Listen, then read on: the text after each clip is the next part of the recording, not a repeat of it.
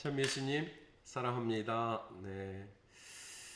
여러 가지 살면서 여러 어려움이 있지만 그러나 그 어려움은 또 이겨내라고 또 힘을 얻고 지금 여러 가지 상황 속에서 우리가 여러 가지 나름 이렇게 아픔과 상처가 있으리라 생각돼. 그렇지만 우리가 희망하고 믿고 바라는 대로 우리가 눈을 이렇게 주님의 눈으로 보면 주님 것이 된다라는 마음으로 오늘 함께 또 가톨릭 교회 교리서 오늘은 80항부터 82항 3항, 2항, 2항까지가 아마 될 것 같은데요. 80에서 82항까지 성전과 성경의 관계입니다. 성전이 건물이라는 것이 아니라 우리 성전하면 건물인데 그 개념이 아니라 성전, 즉 성전은 거룩한 전할 전자입니다. 거룩하게 전해진 것.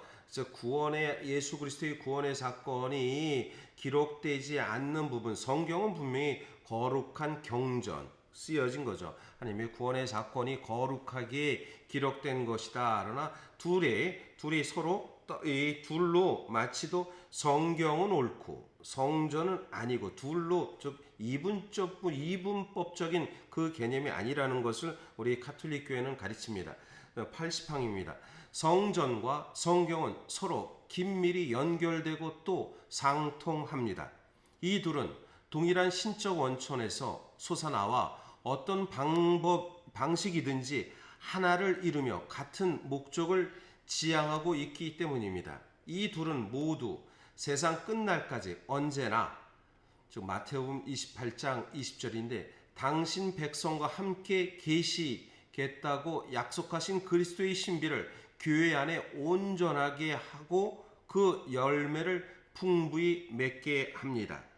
즉 성경에 대해서 성경 말씀도 예수님께서 돌아가시고 나서 바로 성경이 쓰여진 건 아닙니다. 성경은 한 기원 후 50년 그러니까 바오로 서간이 맨 먼저 나오고 그리고 이렇게 발견될 때는 마르코 복음이 제일 먼저고 마테오 그리고 루카 복음, 요한 복음은 한 100년경 그래서 성경에 대한 얘기는 나중에 간단히 이렇게 얘기할 텐데요. 이것이 바로 기록된 성경이 나오기 이전에 구원의 진리 사도들로부터 말씀을 통해서 드러났고 이것이 어떻게 보면 성경 말씀보다 성전이 더 우선이 됐다고 볼 수 있죠. 기록된 거지만 말씀이 그래서 성경 81항에는 성경은 성령의 감도로 기록되었으며 하느님의 말씀입니다. 곧 주 그리스도와 성령께서 사도들에게 맡기신 하나님의 말씀은 성전으로 후계자들에게 온전히 전달되는데 후계자들은 진리의 성령에게서 빛을 받아 자신의 설교로 그 말씀을 충실히 보존하고 해설하며 널리 전파할 수 있게 되는 것입니다. 82항 그러므로 계시의 전달과 해석을 위임받은 교회는 오로지 성경으로만 모든 계시에 대한 확실성에 이르게 되는 것은 아닙니다. 이런 이유로 이 둘을 똑같이 경건한 애정과 존경으로서 받아들이고 공경해야 합니다. 우리가 보면 특별히 우리 가톨릭에서는 물론 성부, 성자, 성령 이러면서 삼위일체이신 하느님을 믿는 그리스도교의 진리입니다. 그런데 어느 때 간혹 그런 경우가 있어요. 우리 가톨릭계는 성모를 믿는다. 그래서 성부, 성자, 성령, 성모. 그래서 성모를 믿는 종교이기 때문에 가톨릭 교회는 이단이라고 이렇게 말하시는 분들이 계시는데 사실은 가톨릭 교회에서 이단이라고 말하는 것은 사실 우리 가톨릭에서는 바로 그겁니다. 하느님의 말씀의 구원의 진리에서의 보면은 글로 쓴 것은 성경입니다.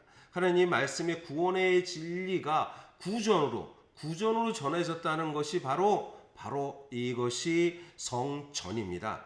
그래서 성전에 대한 부분 특별히 성경의 내용이 없지만 그래서 성경의 내용 성모님께서 동정으로 잉태하셨다라는 사실을 우리는 믿습니다.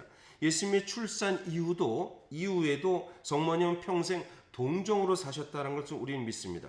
물론 이 믿음에 대해서는 교회의 이 교부들의 가르침을 통해서 드러났습니다. 그래서 우리 보면 어떤 데 개신교에서는 이 성경에서 성모님은 성경에서는 동정으로 했지만 그러나 예수님을 낳고서는 평생 동정이나 언급이 없기 때문에 그것은 성경을 충실히 해석하지 못했다라고 공격합니다.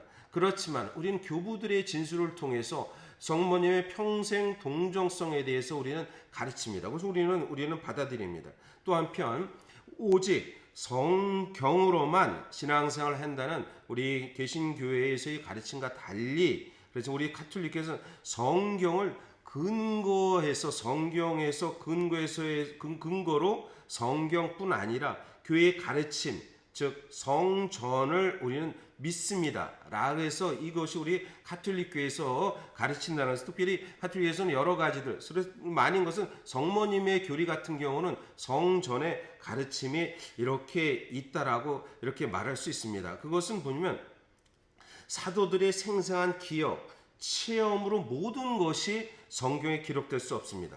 그리고 이 성모님의 기록에서 보면 특별히 당시 그 시대적 배경에서 성모님에 대한 기록을 성경에 기록할 수 없었던 이유는 여신 숭배 사상이 강했습니다. 그래서 성모님의 잉태에 대한 부분의 공경의 부분이 있지만 그리고 성모님이 이 3년간 공생활에서 함께 있었지만 그러나 그것이 작게 펴고 성모님께서 예수님의 죽음 십자가 아래서 있고 그렇다면 부활의 사건 속에서도 분명히 마리아라고 나오지만 그냥 여인 마리아라고 나옵니다. 그게 어떻게 보면 감춰지지 않았는가라는 학자. 저는 거기에 대해서 이렇게 생각하는 것은 부활하신 첫 모습은 동정으로 잉태된 그 순간 그리고 탄생하고 그리고 예수님의 생애 안에서 부활했을 때 제일 먼저 부활의 사건을 드러내는 것은 성모님이다라고 저는 이렇게 생각하고 그렇게 주장하는 교부들도 그리고 물론 교회의 공식적인 가르침이라고는 이것이 말하기는 참 어렵지만 믿음으로 이게 교회 안에서 드러냈고 그래서 성모님에 대한 교리가 우리 가톨릭 교회에서는 중요한 부분은 바로 그래서 성모님은 평생 동정이셨고 그리고 성모님은 원죄 없이 잉태됐고 그리고 또 한편 성모님께서는 승천하시고 이 교리가 바로 교회의 가르침 안에 있었다라는 그것은 바로 우리 예수 그리스도의 구원 사건을 우리 이끌어준 분은 바로 성모님과 함께 제1의 어머니로서 그래서 우리는 거룩한 교회다라는 것은 어머니이신 교회라고 합니다. 성교회 거룩한 어머니 교회를 우리는 함께 살아간다. 그래서 성경 말씀뿐만 아니라 성경의 가르침을 통해서도 우리에게 끊임없이 구전되어 내려온다라고 이렇게 말할 수 있습니다. 이 구전되어 내려오는 것은 보면 바로 그렇습니다. 이 계시의 전달은 성경만이 아니라 모든 것이 교회의 가르침, 성전 안에서 있다라는 것입니다. 오리게네스, 이 교부들 오리게네스 학자인데요. 로마서 주석서라는 작품에서 이런 말을 이렇게 합니다. 교회가 유아들에게도 세례를 주는 것은 사도들로부터 물려받았습니다.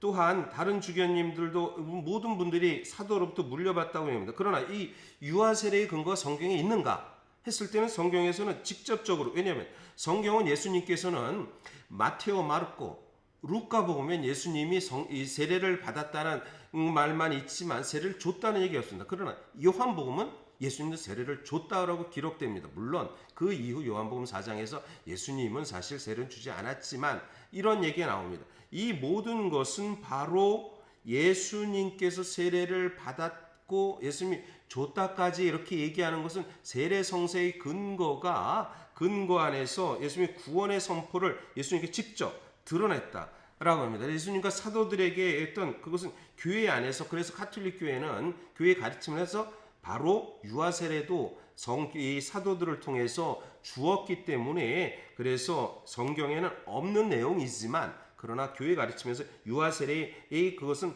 타당하다라는 것을 얘기합니다. 그리고 루카복음 1장 서두입니다. 서두 이름 1장 1절에서 4절인데요. 우리 가운데 이루어진 이들 관해 이야기를 엮은 작업에 많은 이가 손을 대었습니다. 처음부터 목격자로서 말씀의 종이 된 이들이 우리에게 전해준 것을 그대로 엮은 것입니다. 존귀하신 테오필로스님, 이 모든 일을 처음부터 자세히 살펴본 저도 귀하께서 순서대로 적어드리는 것이 좋겠다고 생각하였습니다. 이는 귀하께서 배우신 것들이 진리임을 알게 해드리는 것입니다. 즉 우리에게 전해주는 것을 그것은 바로 성전입니다. 그리고 이 밖에 기록된 많은 표징들이 있습니다 라고 이렇게 얘기한 것도 바로, 그래서 성경 이해에 기록되지 않는 모든 부분들이 바로 성전으로 있다라는 것. 성경과 성전, 바로 또 한번 다음 시간에는 사도 전승과 교회 전승이라는 것을 한번 얘기하도록 하겠습니다. 네, 오늘도 행복한 하루가 되시기를 기도드립니다.